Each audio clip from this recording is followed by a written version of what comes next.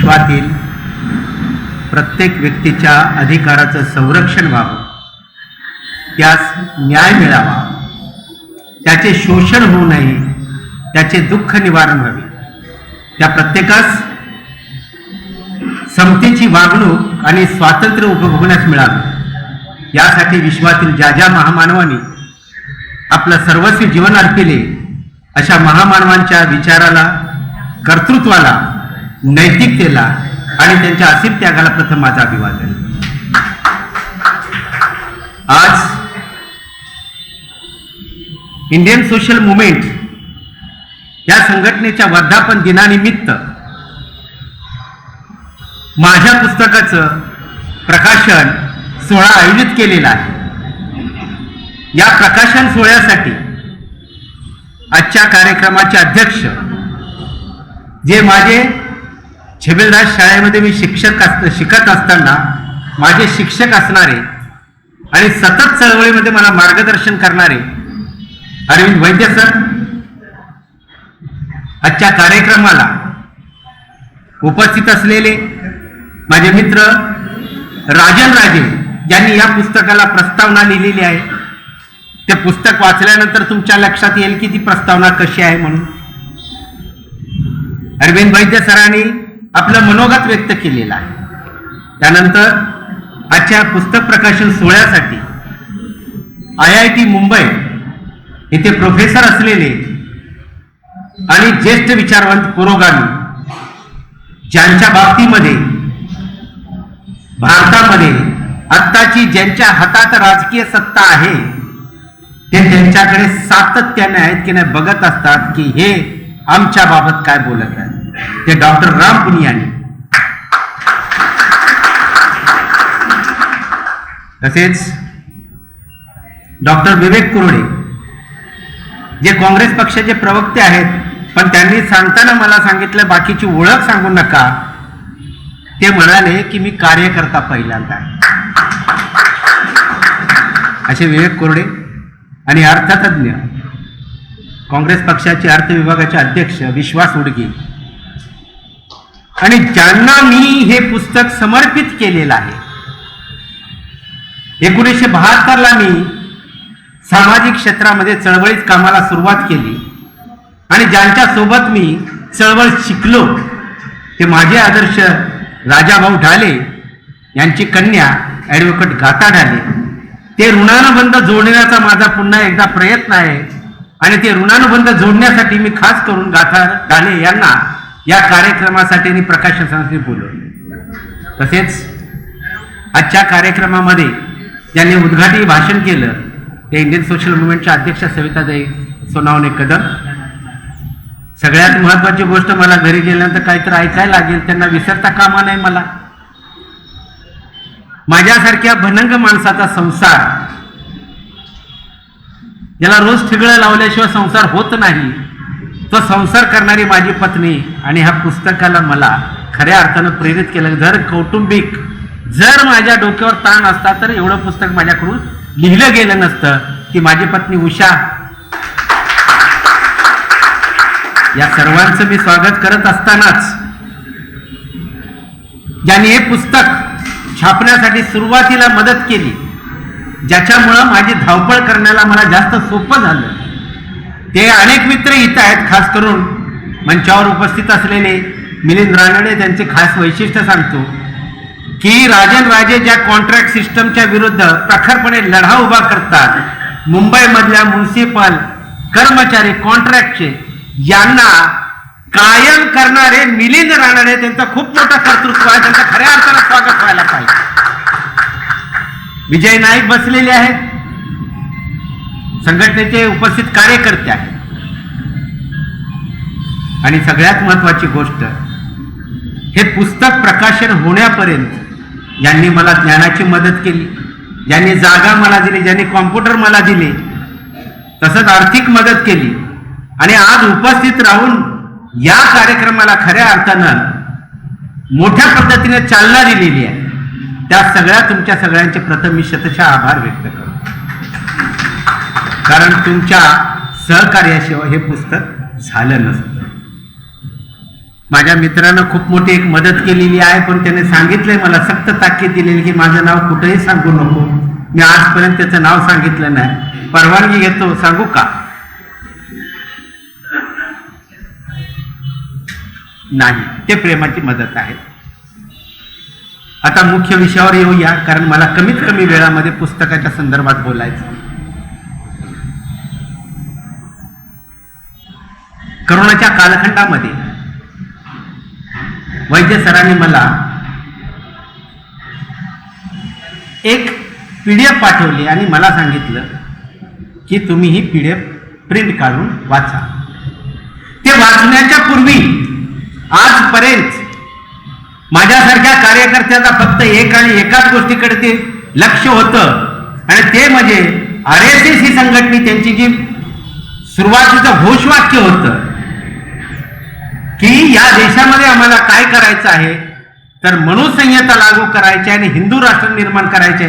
मनुसंहिता, मनुस्मृती हा भारतीय संविधानाला सगळ्यात मोठा विरोध करणारी स्मृती आहे, एवढ्या पुरतंच आमचं ज्ञान मर्यादित होतं. पण मी ज्यावेळेस मनुचा मासा, राष्ट्रीय स्वयंसेवक संघ याच्या संदर्भामधली संजय मोनी यांची सरांनी दिलेलं एक टीका होती, परिचय म्हणून दिली, ती मी ज्यावेळेस वाचली त्यावेळेस मला कळू लागलं की RSS या संघटनेनं या देशामध्ये किती उलथापालथ करण्यासाठी काय काय प्रयत्न केलेले. ते पुस्तक वाचल्यानंतर तरी मी शांतच होतो पुस्तक लिहिण्याच्या संदर्भामध्ये, पण ज्या क्षणाला आज भारतामध्ये विरोधी पक्ष नेते म्हणून सातत्यानं भाजप सरकारला नेटाकुटीला आणणारे राहुल गांधी यांनी एका ठिकाणी बोलले की आजही काँग्रेस पक्षामध्ये RSS ची माणसं आहे, त्यांना शोधावं लागेल. आणि त्यांचं ते वाक्य ऐकलं, मला ती PDF ची प्रिंट आठवली आणि मग त्या निमित्तानं मी विचार करू लागले या विषयावर आपल्याला लिहावं लागेल.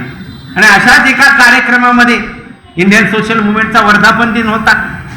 पनवेलला आम्ही डॉक्टर पुनियानी सरांना बोलवलं होतं आणि त्या कार्यक्रमाच्या शेवटी मी फक्त त्यांना एक शब्द बोललो होतो की मला अशा विषयावरती पुस्तक लिहायचं आहे आणि मला इतर ग्रंथांची गरज लागणार आहे. ताबडतोब मला ते बोलले की उद्या तुम्ही घरी या, आणि त्यांनी मला पुस्तकं दिली. त्या पुस्तकाचे मला संदर्भ मिळू लागले. इथे माझा एक मित्र बसलेला आहे, चळवळीचा कार्यकर्ता, त्याच्या घरी गेलो, तो पुस्तकं चालत होतो, नवीन गायकवाड, त्याच्याकडे मला काही पुस्तकं भेटली. आणि अशी मी अनेक पुस्तकं अनेक ठिकाणाकडून जमा केली आणि मग हे पुस्तक लिहायला मी सुरुवात केली. 1-1.5 वर्ष मी हे पुस्तक लिहित होतो. या पुस्तकाचं नाव 3-4 वेळा मी बदली केलेलं आहे. शेवटच्या क्षणामध्ये लेखकाचा अधिकार म्हणून थोडस याच्यामध्ये सुद्धा बदल केला, मुखपृष्ठामध्ये, पण नावात आणि शब्दात कुठलाही बदल केला नाही. कारण लेखकाला स्वातंत्र्य असतं, हे आपण सगळ्यांनी लक्षात घ्यायला पाहिजे. या पुस्तकावरला जे मनोगत लिहिलं वैद्य सरांनी, राम पुनियानी सरांनी, यांना जे पुस्तकाचं नाव दिलं होतं ते होतं नाव संविधानिक.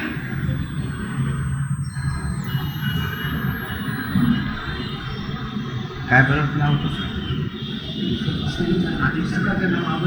हा, संविधानिक संविधानिक राष्ट्र संविधानिक राष्ट्र की सनातनी धार्मिक कट्टरता, राष्ट्रीयता आणि धार्मिक कट्टरता हे नाव. आणि मग शेवटच्या क्षणाला मी हे नाव दिलं लोकशाही भारत राष्ट्र की सनातनी हिंदू राष्ट्र. आता नाव देण्याच्या पाठीमागची भूमिका काय आपण समजून घ्यायला पाहिजे.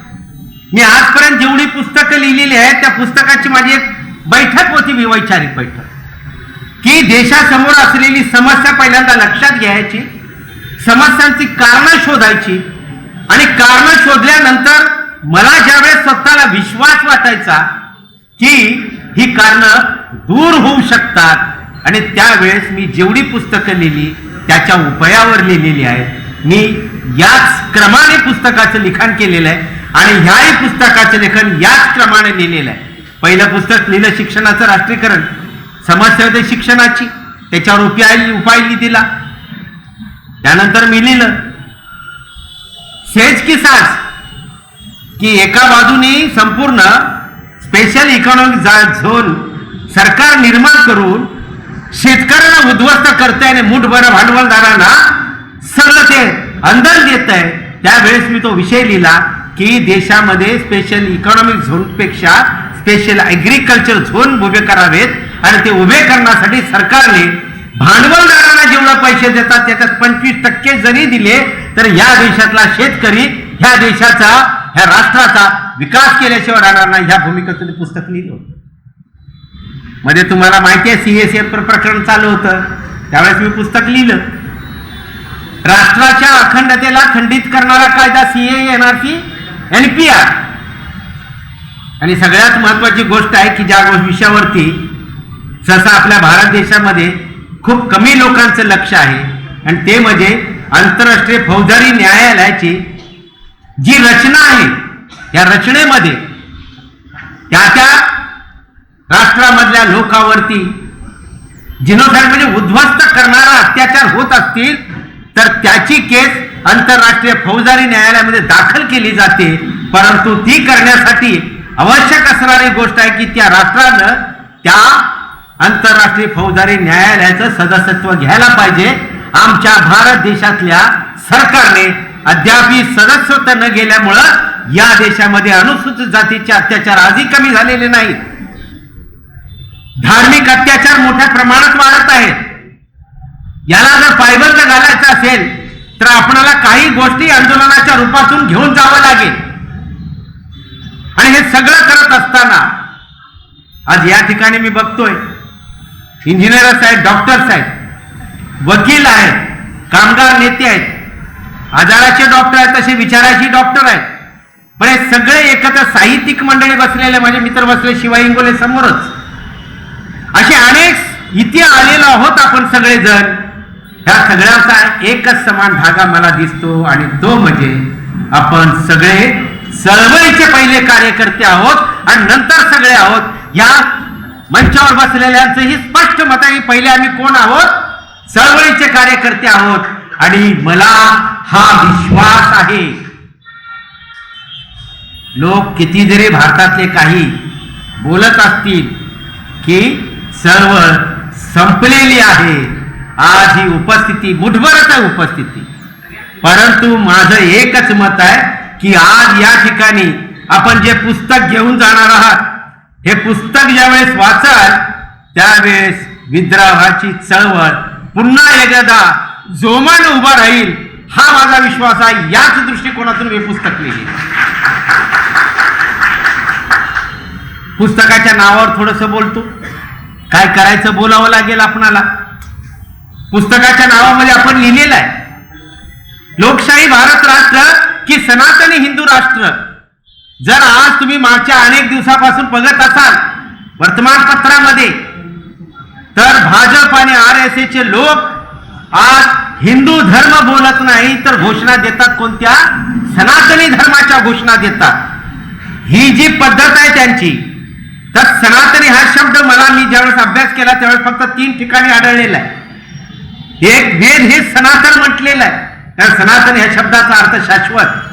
वेद हे अपौरुषीय आहेत, हे कुणी माणसाने लिहिलेले नाहीत, म्हणजे त्याच्यामध्ये बदल होणार नाही. त्याच्यावर मी बोलणार आहे, बदल भरपूर झालेले. दुसरा शब्द मला आढळला तथागत गौतम बुद्धांच्या बाबतीमध्ये. ते बोलतात वैराला अवैरानं जिंकणं म्हणजेच सनातन धर्म. याच्यापेक्षा जास्त मला आढळलं नाही, पण एकाच शब्दात सनातन धर्म आढळलेला आहे. आणि तिसरा जो शब्द आहे सनातन धर्म म्हणून, तो आद्य शंकराचार्य ज्यांना म्हटलं जातं, ज्याने वेदांत केलं म्हणजे वेदाचा शेवट केला, त्याने सनातन धर्माच्या संदर्भामध्ये आपली भूमिका मांडली. सनातन हा शब्द आणि सनातन हा धर्म, आज जो भारतात सनातन धर्म म्हणजे निश्चित काय आहे, सनातन धर्म म्हणजे हिंदू धर्म नव्हे. सनातन धर्म म्हणजे ब्राह्मणी धर्म आहे. आणि तो ब्राह्मणी धर्म कोणता आहे तर या देशामधली समाज व्यवस्था जी आहे पिढ्यानपिढ्यानं हजारो वर्षापासून उभं केलेली वर्ण व्यवस्था आणि जात व्यवस्था, ज्याच्यामध्ये सगळ्या लोकांना पुस्तकामध्ये तुम्हाला दिसेल सनातन आणि लोकशाहीनं काय दिलं की सनातन धर्माने कायमस्वरूपी गुलामी दिलेली आहे, विषमता दिलेली आहे. त्यांनी या देशामध्ये सर्व समूहाला समान दर्जा दिलेला नाही. आज सनातन धर्म वेगवेगळ्या लोकांमध्ये द्वेषाची भावना निर्माण करतोय. आजचा सनातन धर्माच्या गवगवा करणारा ब्राह्मणी धर्माचे लोक जे सत्तेत बसलेले आहेत ते सर्वसामान्यांना उद्ध्वस्त करून फक्त भांडवलदारांना मोठं करण्याचं काम करत आहे. त्यांची पॉलिसी आहे, उजव्या विचारधारेची पॉलिसीच आहे, त्यांची नीतीची आहे की सगळे क्षेत्र खाजगी व्हायला पाहिजेत आणि म्हणून प्रत्येक क्षेत्रामध्ये सरकारी क्षेत्रामध्ये सुद्धा खाजगीकरण वाढलेलं आहे. सरकारी क्षेत्रामध्ये सुद्धा खाजगीकरण वाढलेलं आहे. त्यांना सगळ्याच्या सगळं संपूर्णपणे खाजगी करायचं आहे. आणि मग बाबासाहेबांनी निर्माण केलेली जी गोष्ट महत्वाची आहे या देशामध्ये पायाभूत सुविधा आणि सरकारी उद्योग हे फक्त सरकारच्याच ताब्यात पाहिजेत, त्याला पूर्णपणे तिलांजली देण्याचं काम करत असताना सुद्धा आमच्या भारतामधले आंबेडकरवादी या सरकारच्या विरोधात खंबीरपणे उभा राहत नाहीत. हे सगळ्यात मोठं दुःख आहे. आपल्याला विचार करावा लागेल की बाबासाहेबांनी ही लोकशाही निर्माण करण्यासाठी जो प्रयत्न केलेला आहे, लोकशाहीच्या संदर्भात नेहरूने ज्या भूमिका मांडलेल्या आहेत, याला जतन करायचं असेल तर आम्हाला मैदानात उतरावंच लागेल. मग सनातन धर्म हिंदू हा शब्द झाला तर मी संपूर्ण पुस्तक आजपर्यंत वाचले. या पुस्तकामध्ये उल्लेख आहे सगळ्या. हिंदू हा धर्म म्हणून कुठंच आढळत नाही. दोन प्रकारच्या व्याख्या मांडलेल्या आहेत. पर्शियन लोकांनी सिंधू नदी बोलता येत नाही म्हणून हिंदी वापरला, हिंदू शब्द वापरला. पण जे स्वतःला पर्शियन म्हणून घेतात, वापरतात, ते सिंधू नदीला बोलू शकत नाहीत का? दुसरा शब्द वापरलेला इतिहासामध्ये. तुर्कांचं आक्रमण झालं आणि इथल्या लोकांना नीच म्हणून आहे की नाही, वाईट म्हणून हिंदू शब्द वापरलेला. आणि मग ज्या वेळेस पूर्ण इतिहास चाळत मी गेलो, मला या इतिहासामध्ये काही गोष्टी आढळलेल्या मी तुम्हाला सांगणार आहे मित्रांनो. हिंदू हा शब्द धर्म म्हणून स्वातंत्र्यपूर्व काळात मध्ये कुठल्याही शासकीय विभागामध्ये दावा हिंदू हा धर्म आढळणार नाही. तर तुम्ही कुठल्याही गावात गेला, 7/12 जरी काढला तर त्या ठिकाणी तुमच्या जातीचा उल्लेख सापडेल, पण हिंदू धर्म म्हणून सापडणार नाही. मग अचानक हा हिंदू धर्म आलाच कसा? तर ह्या हिंदू धर्माच्या बाबतीमध्ये मी थोडक्यात सांगतो की या देशामध्ये हिंदू मुसलमानांचं जे धार्मिक आहे की नाही संघर्ष चालला, द्वेष चाललेला आहे, त्याच्या पाठीमागची कारण आहेत की हिंदू आणि मुस्लिम धर्मियांचा तो द्वेष नाही, तर तो द्वेष झालेला आहे कशामुळं की स्वातंत्र्यपूर्व काळामध्ये इथं जमीनदार होते, इथं जागीरदार होते, इथं श्रीमंत घटक होता, तो मुस्लिम आणि मुस्लिमेतर समाजामध्ये होता आणि तो एकत्रित होता. या सगळ्यांनी 1857 स्वातंत्र्य संग्राम केला आणि सोबतच बंगालची पहिली फाळणी जी आहे, बंगालच्या पहिल्या फाळणीमध्ये सगळे मुस्लिम आणि मुस्लिमेतर म्हणजे ज्यांना आपण हिंदू म्हणतो ते एकत्रित होते. ब्रिटिशांनी खऱ्या अर्थानं तोडाफोडा राजकारण जे चालू केलं त्यानंतर, पण ते कुणामध्ये तर हा जो श्रीमंत आणि सरदार जागीरदार लोकांमध्ये, जमीनदार लोकांमध्ये होते, त्याच्यामध्ये मुस्लिम आणि मुस्लिमेतर भाग केला आणि मग जे मुस्लिमेतर झाले होते ते स्वतःला गरज म्हणून हिंदू बोलायला सुरुवात केली. सोबतच शिक्षणाची नीती ब्रिटिशांनी चालू केली आणि भारतामध्ये 2 विद्यापीठ निर्माण झाली. एक अलीगड विद्यापीठ आणि दुसरं बनारस विद्यापीठ. सर जास्त बोलतोय का? बनारस आणि अलीगड एक विद्यापीठ हिंदूंचं म्हणून गणलं गेलं आणि एक विद्यापीठ गणलं करण्याचं तर मुसलमानांचं. आणि इथला शिक्षित वर्ग होता तो सरकारी नोकरीमध्ये आम्हाला जागा मिळावी म्हणून त्यांच्यामध्ये आपसात संघर्ष निर्माण झाला आणि या संघर्षातून या 2 लोकांनीच या भारतामध्ये हिंदू मुसलमानाचं बीज पेरलं. धार्मिक बीज नाही. या पुस्तकामध्ये सगळ्या गोष्टीचा उल्लेख आहे. हे धार्मिक बीज नसून काही स्वार्थार्थ लोकांनी उभा केलेलं या देशामधलं विद्वेषाचं राजकारण आहे, हे आपल्याला समजावून सांगावं लागेल. पुस्तक वाचल्यानंतर तुम्ही स्वतः समजावून सांगा. आणि मग त्यांनी जे सातत्याने निर्माण केलेलं आहे की स्वातंत्र्यपूर्व काळामध्ये आणि स्वातंत्र्यानंतरचा काळ मी थोडक्यात आवरणार आहे. आता स्वातंत्र्याच्या पूर्व काळामध्ये या देशामध्ये जी आंदोलन उभा होती त्या आंदोलनामध्ये प्रामुख्याने दोन विचारधारा होत्या. एक विचारधारा बोलत होती की धर्मावर आधारित राष्ट्र निर्माण करायला पाहिजे. हे जे मोर्चे कोण होते? मुस्लिम लीग, हिंदू महासभा आणि राष्ट्रीय स्वयंसंघ. दुसरा विचार प्रवाह आंदोलनामध्ये चालू होता की हा देश निधर्मी राष्ट्र म्हणून व्हायला पाहिजे. त्याची नेतृत्व होतं ते गांधी नेहरू यांच्या विचाराच्या काँग्रेस. मी शब्द वापरतोय, काँग्रेस शब्द वापरत नाही निवळ, तर गांधी नेहरू यांच्या विचाराची काँग्रेस यांचं मत होतं की दिनधर्मी राष्ट्र पाहिजे. दुसरी एक विचारधारा काम करत होती भारतामध्ये, ज्यांना कम्युनिस्ट म्हटलं जातं, हे तर धर्मच करत होते. आणि तिसरी विचारधारा होती संपूर्ण भारतभर काम करणारी, लोकशाही राष्ट्र निर्माण करणारी डॉक्टर बाबासाहेब आंबेडकरांची विचारधारा. ह्या तिन्ही विचारधारांना स्वातंत्र्यपूर्व काळामध्ये त्यांनी सातत्याने वेगवेगळ्या पद्धतीने विरोध केलेला आहे. हे सगळे उल्लेख तुम्हाला पुस्तकात आढळतील. संविधानाला विरोध कसा केला, हिंदू कोड बिलाला विरोध कसा केला, नेहरूंना कसा विरोध केला, गांधीजीची हत्या करण्यामध्ये ते कसे यशस्वी झाले. गांधीजीची हत्या करण्याच्या संदर्भामध्ये माझा एक प्रश्न आहे पुस्तकामध्ये की गांधीजीची हत्या आहे की नाही फक्त महाराष्ट्रामधल्या लोकांनीच न वेळा करण्याचा प्रयत्न का केला, याचं उत्तर सुद्धा तुम्हाला पुस्तकात सापडेल. मग स्वातंत्र्यपूर्व काळामध्ये दोन विचार प्रवाह, स्वातंत्र्य मिळालं आणि देश काम करू लागला. आज जे धर्मावर आधारित राष्ट्र निर्माण करू पाहत होते ते आज यशस्वी झालेले आहे. काय यशस्वी झाले ते? कारण निधर्मी राष्ट्राची निर्माण करणारी विचारधारा ज्यांच्या हातामध्ये गेली ते काँग्रेसचे नेते असो, कम्युनिस्टांचे नेते असो किंवा आंबेडकरवादी नेते असो, या तिघांनी आपसातच तिघांना एकमेकाला विरोध करण्यामध्ये आपलं आयुष्य खर्ची घातलं आणि त्याचे दुष्परिणाम निर्माण झाले की RSS जर भाजप सारखा आहे की नाही ब्रह्मराक्षस आज आपल्या उरावर बसलेला. आज मी जाता जाता सगळ्यांना विनंती करणार आहे, मंचावर बसलेले आणि समोर बसलेले,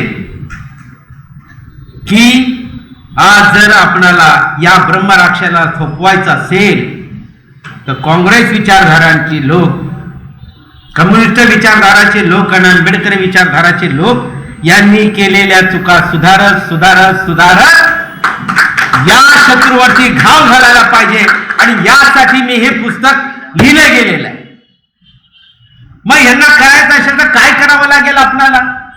तर आपण पुस्तकामध्ये लिहिलेलं आहे की आम्हाला कोणतं राष्ट्र निर्माण करायचं आहे. जे स्वातंत्र्यपूर्व काळामध्ये हे सगळे लोक बोलत भारत राष्ट्र निर्माण करायचं आहे.